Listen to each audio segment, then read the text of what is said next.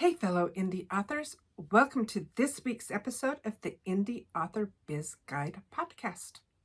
In this episode, I'm starting a new series about financial basics for authors.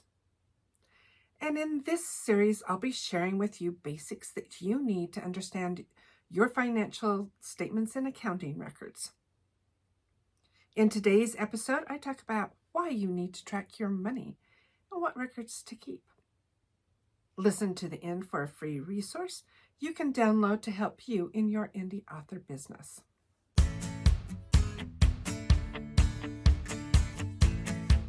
Welcome to the Indie Author Biz Guide podcast.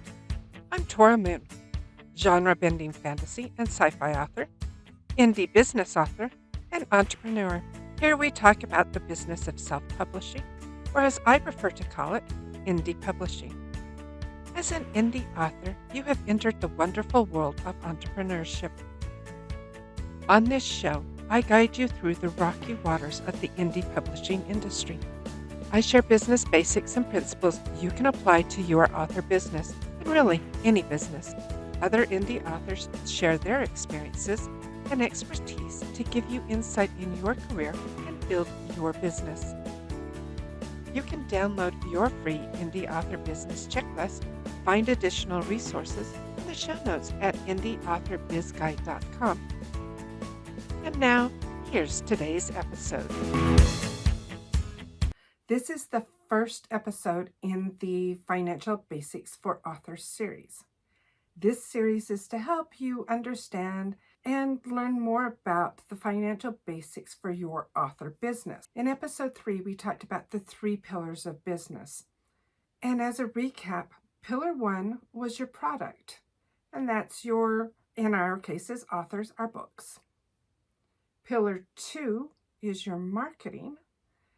And pillar 3 is your accounting.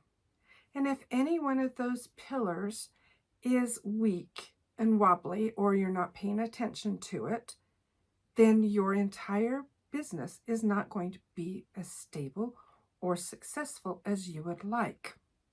Many people hear the term accounting and go, oh my gosh, what is that? I can't do that. That's totally foreign. At its simplest, accounting tracks the money coming in and going out. It tracks what you own, what you owe, and equity in your business. Those are all things that you as a business owner want to know about. You want to know how much money came in through your sales. You want to know how much it cost you to make those sales. And you also want to know what it cost you just to be in business. You also want to track and know how much your assets, or the things that you own, are worth. And you definitely want to know how much you owe to other people. And pretty much what's left over is your equity. And that's how much you've put into the company or have taken out.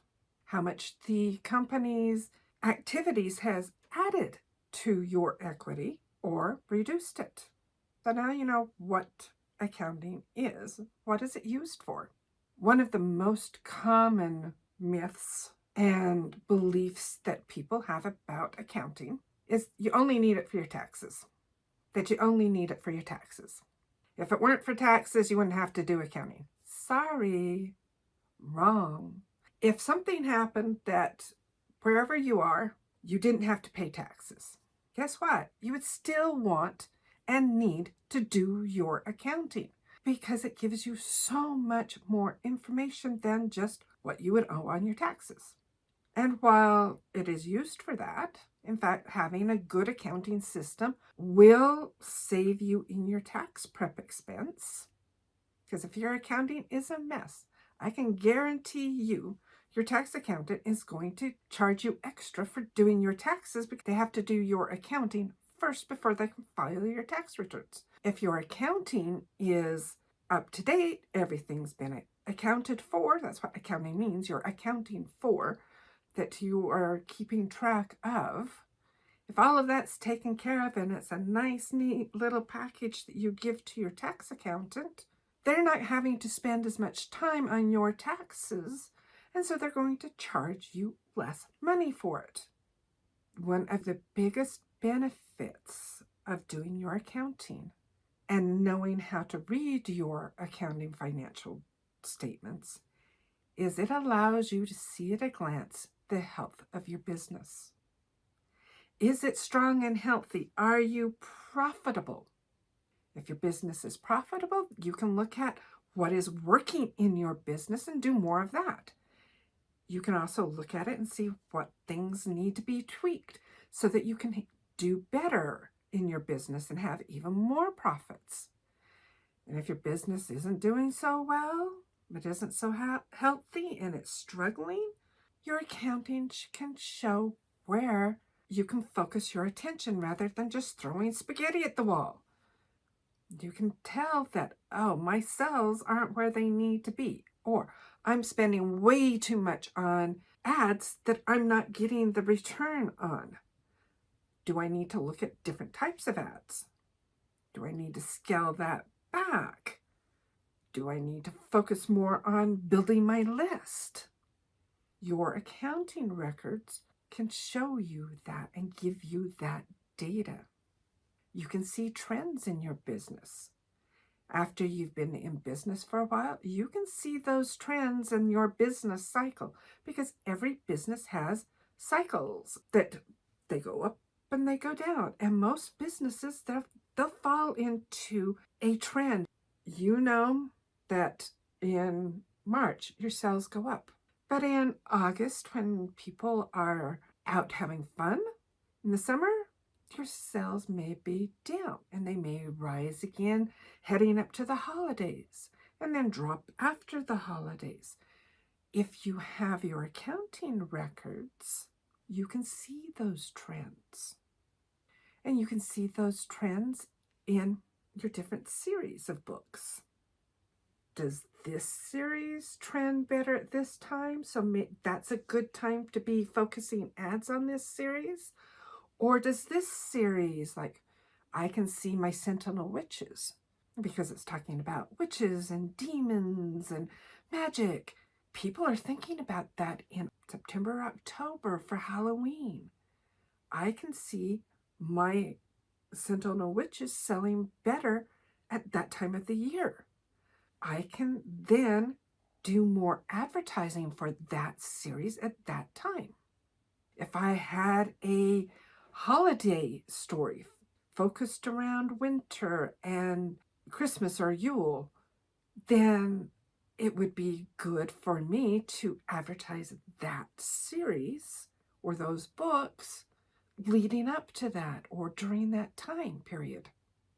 A lot of people aren't interested in reading a holiday story in July. If you have a summer story, they're more likely to want to be reading about being on the beach. They can't take a vacation on the beach. I'll read about the beach. That story may be good to be advertising leading up to vacation season. And say, ooh, you're going on the beach. Here's a great beach read. You can see those trends in your accounting.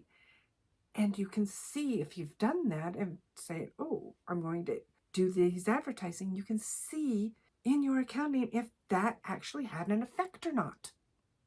Your accounting will tell you how much you've sold. Yeah, you can get that information off of Scribe Count. That's a good one that does it. Or used to be Reader Links. I'm not sure what it's called now. They'll aggregate all of your sales so you can see what you're selling. You get better and more accurate information from your accounting records. And it will not only tell you how much you sold, it tells you how much it cost you to sell those books, your advertising, your cost of sales, and it tells you how much it costs for you to run your business. If you're selling direct, either online or in person, your accounting will show you how much you sold at X event. say you attend several events during the year in person, you can look at your accounting and see, oh, these books do really well at this event. And this series just didn't sell any, or very few. But that same series sold really well at this event, and this one didn't. Now you know when you're preparing to go to that event the next year to have more of this series of books and more of, 1 and 2 sold better than 3 and 4. You want more of those books and less of these others. And at this event, you want more of this series, and so on. And when you're selling directly, you will have cost of your sales. Not only how much it costs you to print those books, but your credit card processing fees are part of your cost of sales. If you have a Shopify store, your Shopify store is actually a cost of sales because you could not sell those products if you did not have that store. If I were doing your accounting, that's where I'd put your Shopify expenses is in your cost of sales. If you love data and looking at data, accounting is a gold mine of data. What does your accounting track? We know accounting tracks things. Your accounting will track your money coming in and where it came from.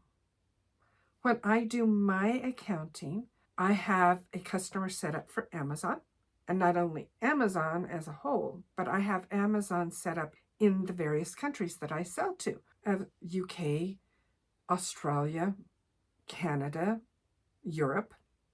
Those are the main countries that I sell to on Amazon. I have my Draft to Digital set up as a different customer. That way I can tell if my Draft to Digital sales are starting to go up. I could set up my Draft to Digital sales and break it down into what bookstore or what channel those book sales from Draft to Digital were coming from. I could set up a class for Apple. I could set up one for Kobo. I could set up one for Overdrive. And then I could tell which one of those stores I'm getting better sales at, and I can focus my advertising towards those sales. Or one of them isn't selling as much as I want to. Through my accounting records, I can see that, and then I can make that decision of, do I want to do more advertising directed to that store? And I keep track in mine of which book sold. That way I can tell which books are doing better and which aren't. Which need more love or which are doing good with what I'm doing right now. It tracks all your money going out and where you spent it, which is a good thing to know. How much did you spend on those Facebook ads? How much did you spend on conferences? If you're a conference junkie, how much have you spent on conferences and courses? Do you need to cut back on that a little bit? Or if you haven't spent any, do you need to add some so that you're increasing your business knowledge, you're connecting with other authors? Did you buy a lot of inventory and you're not selling it? So now you've got a lot of inventory sitting in your assets that you haven't sold yet. Maybe you need to have a sale on your website to sell that inventory. Now, some of the money that you receive isn't income. Think about sales tax. You're collecting sales tax from your customers if you're selling direct as appropriate, and we talked about that in episode 10 about sales tax. That sales tax that you collect is not income. You owe it to the taxing authorities that you collected it for. For me, it would be the Utah Sales Tax Commission. I owe that money to that taxing authority. I don't want to show that as part of my income. I want to show that as part of the money that I owe to people or my liabilities. Another place where money you receive that isn't income, maybe you applied for a small business loan and you receive $10,000 for that business loan. That money is not income if you have to pay it back. If you have to pay it back, that is a loan, and now that is part of your liabilities, of money that you owe to other people. Some of the money that you spend isn't always an expense. You may purchase equipment, and if that's a higher dollar value, you may want to count that as an asset of things that you own.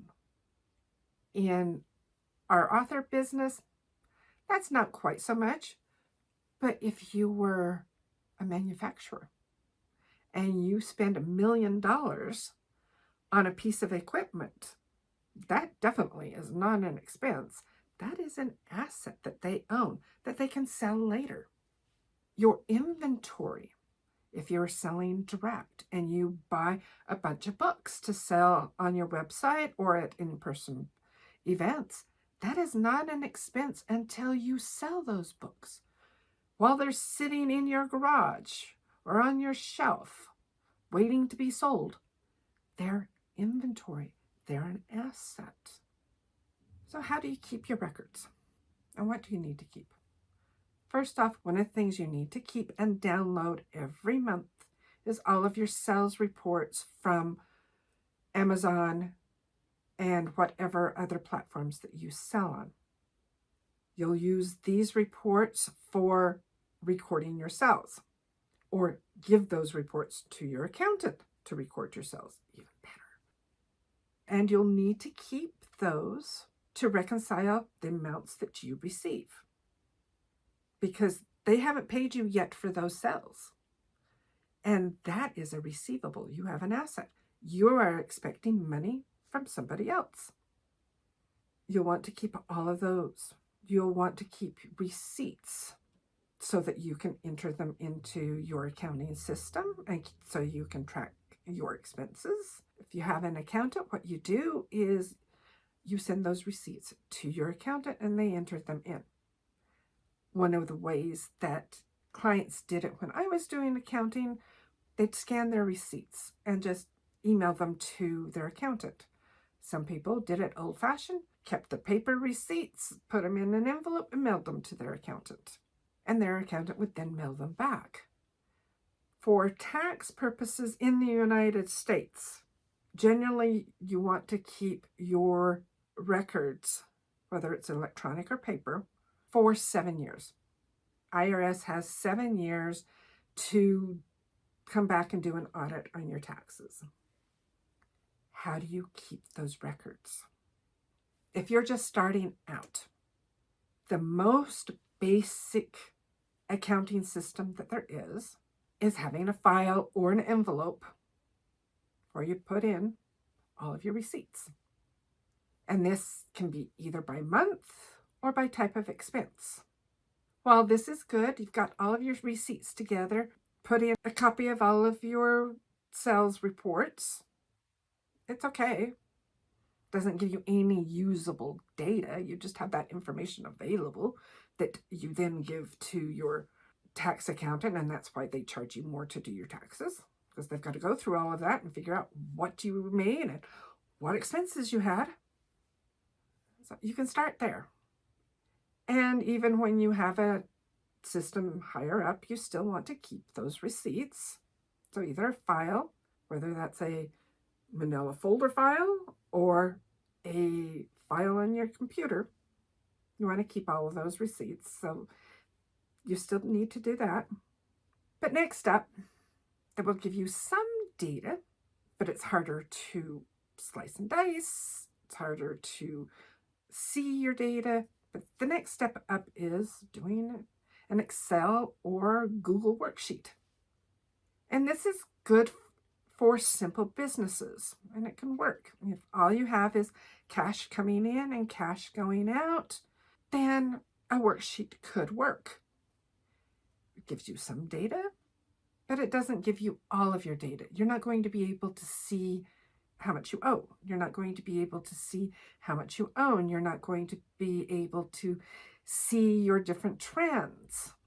Doing this would be called a cash basis because you're keeping track of the cash going out and the cash coming in at the time that you receive it. You're not worried about when you made the sale or when the expense was incurred. You're just keeping track of it as the money goes out.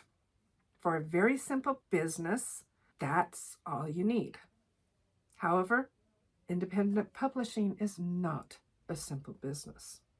Our income comes in 60 days after we make the sale. If we're tracking on a cash basis system, then we're making decisions on inaccurate and faulty data. And I'll go more into that in the next episode, in episode 12, when I talk about the two methods of accounting. And the best system to use is an accounting system. That can be QuickBooks or Xero or Sage, Google accounting programs. I use QuickBooks, so I know it. Many of these programs now are subscription model and available as online based if that's what you like. They are not intuitive no matter what they say. You are best to have an accountant help you set one up or have an accountant look at it and make sure that it's set up properly, because with accounting systems, the axiom garbage in, garbage out applies. You want to make sure it's set up properly. Otherwise, you're getting faulty data and making bad decisions. So even better, when you can afford it. I know not everybody can afford an accountant when they're starting. I know accounting. I want an accountant. I'm not where I can pay for an accountant right now. When I get my revenues where I want them to be, one of the first consultants I'm hiring is an accountant. Then they can worry about all this stuff. And I can worry about what's important to my business, which is writing and teaching and coaching and helping other authors with their author business. I do talk about accounting systems and what you need in my book, Business and Accounting for Authors. And as part of the resources that go with this book, I give you a sample chart of accounts to help you set up your accounting system. And I have available for you both with the book and just as a free resource that you can download to help you is a simple Excel worksheet to help you track your money coming in and going out to get started on doing this. And that's available on my website, on my resources page, and that's indieauthоrbizguide.com/resources. My book is available on my website in ebook, print, or audiobook, and it's available wherever you buy your books, or you can ask your library to get it for you. I hope this episode has helped you with your author business and help ease some of your anxiety about accounting. In the next episode, we'll talk about the two methods of accounting: cash, accrual. What the heck? And that's episode 12. Hope to see you there, and we'll learn more about treating your writing as a business and understanding your financials. Thanks for listening to this episode of the Indie Author Biz Guide podcast. I hope you found value in it. You can get your free business checklist, find more information, and any downloads mentioned at indieauthоrbizguide.com/podcast. Please like and subscribe and tell your indie author friends about the show. If you'd like to support the show, you can donate to Buy Me a Coffee at buymeacoffee.com/IABG. These donations help support the cost of hosting, editing, and production of the podcast. Thank you, and I hope you have an amazing day.